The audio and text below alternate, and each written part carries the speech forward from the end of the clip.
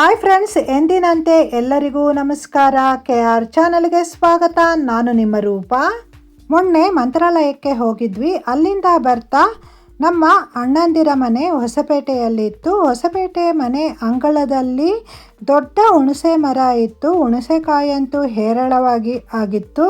ಅಲ್ಲಿಂದ ಕೊಯ್ದು ತಂದಿರುವಂತಹ ಹುಣಸೆಕಾಯಿಯಿಂದ ತೊಕ್ಕು ಮಾಡಿದ್ದೇನೆ. ತುಂಬ ಸೂಪರ್ ಆಗಿ ಬಂದಿದೆ. ಈ ಹುಣಸೆ ತೊಕ್ಕನ್ನ 6 ತಿಂಗಳು ಇಟ್ಟರೂ ಕೆಡಲ್ಲ. ಹಾಗಾದರೆ ಬನ್ನಿ ಮಾಡುವ ವಿಧಾನ ನೋಡೋಣ. ನಾನಿಲ್ಲಿ ಅಂದಾಜು 1 kg ಅಷ್ಟು ಹುಣಸೆಕಾಯಿ ತಗೊಂಡಿದ್ದೀನಿ.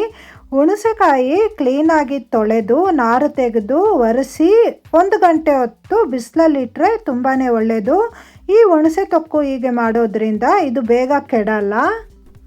ಚಿಕ್ಕ ಸೌಂಟೊಂದು ಒಲೆ ಮೇಲಿಟ್ಟು ಈ ಸೌಂಟಿಗೆ 1 ಸ್ಪೂನಿನಷ್ಟು ಮೆಂತೆಕಾಳು ಹಾಕಿ ಇದನ್ನು ಹುರಿಬೇಕು.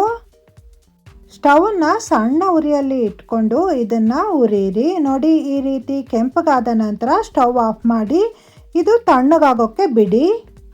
ತಣ್ಣಗಾಗಿರುವಂತಹ ಮೆಂತೆಕಾಳನ್ನು ರುಬ್ಬು ಕಲ್ಲಿಗೆ ಹಾಕಿ ಕುಟಾಣಿಯಲ್ಲಿ ಇದನ್ನು ಕುಟ್ಟಿ ಪುಡಿ ಮಾಡಬೇಕು. ಮೆಂತೆಕಾಳು ಹುರಿದಿರೋದ್ರಿಂದ ಇದು ಬೇಗ ಪುಡಿ ಆಗುತ್ತೆ. ಇದಕ್ಕೆ ಬೇಕಾದ್ರೆ ನೀವು ಬೆಳ್ಳುಳ್ಳಿನೂ ಹಾಕ್ಕೊಳ್ಬಹುದು. ಹುಣಸೆಕಾಯಿ ತೊಕ್ಕಿಗೆ ಮೆಂತೆಕಾಳು ಹಾಕೋದ್ರಿಂದ ರುಚಿ ತುಂಬಾ ಚೆನ್ನಾಗಿರುತ್ತೆ. ನೋಡಿ, ಮೆಂತೆಕಾಳು ಪುಡಿ ಆದ ನಂತರ ಹುಣಸೆಕಾಯಿನ ಹಾಕಿ ಈ ರೀತಿ ಜಜ್ಜಬೇಕು. ನಾನಿಲ್ಲಿ ಸ್ವಲ್ಪ ಸ್ವಲ್ಪ ಹುಣಸೆಕಾಯಿ ಹಾಕಿ ಜಜ್ಜುತ್ತಾ ಇದ್ದೀನಿ. ಈ ಜಜ್ಜಿರುವಂತಹ ಹುಣಸೆಕಾಯಿನ ಪ್ಲೇಟಿಗೆ ತೆಗೆದಿಟ್ಟು ಉಳಿದಿರುವಂತಹ ಹುಣಸೆಕಾಯಿ ಹಾಕಿ ಜಜ್ಜಬೇಕು. ಪೂರ್ತಿ ಹುಣಸೆಕಾಯಿ ಜಜ್ಜಿದ ನಂತರ ಅದರಲ್ಲಿರುವಂತಹ ಗಟ್ಟಿಯಾದ ಬೀಜ ಮತ್ತು ನಾರನ್ನು ಸಪರೇಟ್ ಮಾಡಬೇಕು. ಈ ರೀತಿ ಬೀಜ ಮತ್ತು ನಾರು ತೆಗೆದಿರುವಂತಹ ಹುಣಸೆಕಾಯಿನ ಮತ್ತೆ ರುಬ್ಬು ಕಲ್ಲಿಗೆ ಹಾಕಬೇಕು. ಇದಕ್ಕೆ ಅರ್ಧ ಸ್ಪೂನಿನಷ್ಟು ಅರಸಿನದ ಪುಡಿ ಸೇರಿಸ್ತಾ ಇದ್ದೀನಿ. ಹಾಗೆ ಇದಕ್ಕೆ ಹಸಿಮೆಣಸು ಹಾಕ್ಕೊಳ್ಬೇಕು. ಉದ್ದವಾಗಿ ಖಾರವಾಗಿರುವಂತಹ ಹಸಿಮೆಣಸು 10 ತಗೊಂಡಿದ್ದೀನಿ. ಹಾಗೆ 20 ರಿಂದ 30 ಜೀರಿಗೆ ಮೆಣಸನ್ನು ಹಾಕ್ತಾ ಇದ್ದೀನಿ. ಹುಣಸೆಕಾಯಿ ಹುಳಿ ಇರೋದ್ರಿಂದ ಖಾರ ತುಂಬ ಹಾಕಬೇಕಾಗುತ್ತೆ. 1 ಮುಷ್ಟಿಯಷ್ಟು ಕಲ್ಲುಪ್ಪು ಸೇರಿಸ್ತಾ ಇದ್ದೀನಿ. ಉಪ್ಪು ಖಾರ ಕಡಿಮೆ ಆದರೆ ಮತ್ತೆ ಹಾಕ್ಕೊಂಡು ನೀವು ರುಬ್ಕೊಳ್ಬಹುದು. ಹಾಗೆ 1/4 ಸ್ಪೂನಿನಷ್ಟು ಇಂಗಿನ ಪುಡಿ ಹಾಕ್ಕೊಳ್ಬೇಕು.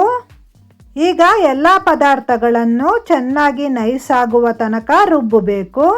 ನಿಮ್ಮ ಮನೆಯಲ್ಲಿ ಜೀರಿಗೆ ಮೆಣಸು ಇಲ್ಲದೇ ಇದ್ದರೆ ನೀವು ಉದ್ದವಾಗಿರುವಂತಹ ಹಸಿಮೆಣಸೆ ಹಾಕ್ಕೊಳ್ಬಹುದು. ಆದರೆ ಹಸಿಮೆಣಸು ಖಾರವಾಗಿರಬೇಕು.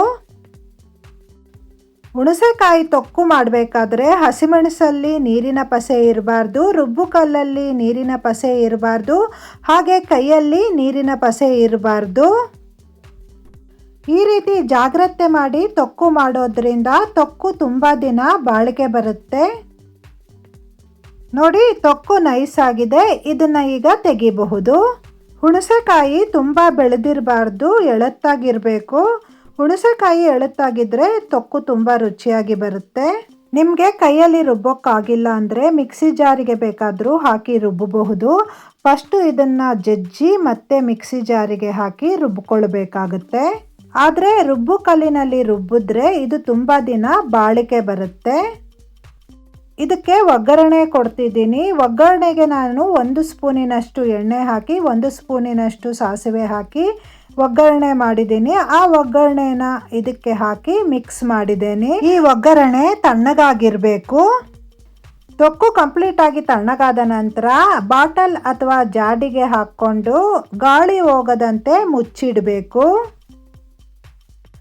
ನಾನು ಫ್ರಿಜ್ಜಲ್ಲಿ ಇಡ್ತೀನಿ. ಫ್ರಿಜ್ಜಲ್ಲಿ ಇಟ್ಟರೆ 6 ತಿಂಗಳಾದರೂ ಇದು ಕೆಡಲ್ಲ.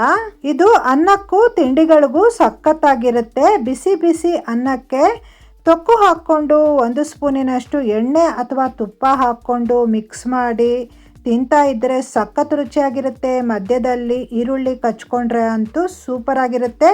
ಯಾವುದೇ ಅಡುಗೆನೂ ಇದ್ರ ಮುಂದೆ ಜೀರೋ ಅಂತಲೇ ಹೇಳಬಹುದು. ನೀವು ಟ್ರೈ ಮಾಡಿ ನೋಡಿ ಹೇಗಾಗಿದೆ ಅಂತ ನನಗೆ ಕಮೆಂಟ್ ಮೂಲಕ ತಿಳಿಸಿ. ವಿಡಿಯೋಗೊಂದು ಲೈಕ್ ಕೊಡಿ, ಶೇರ್ ಮಾಡಿ. ವಿಡಿಯೋ ನೋಡಿದ ನಿಮಗೆಲ್ಲರಿಗೂ ಧನ್ಯವಾದಗಳು. ಇನ್ನೊಂದು ಒಳ್ಳೆಯ ವಿಡಿಯೋದೊಂದಿಗೆ ನಿಮ್ಮನ್ನು ಭೇಟಿ ಆಗ್ತೀನಿ. Bye friends.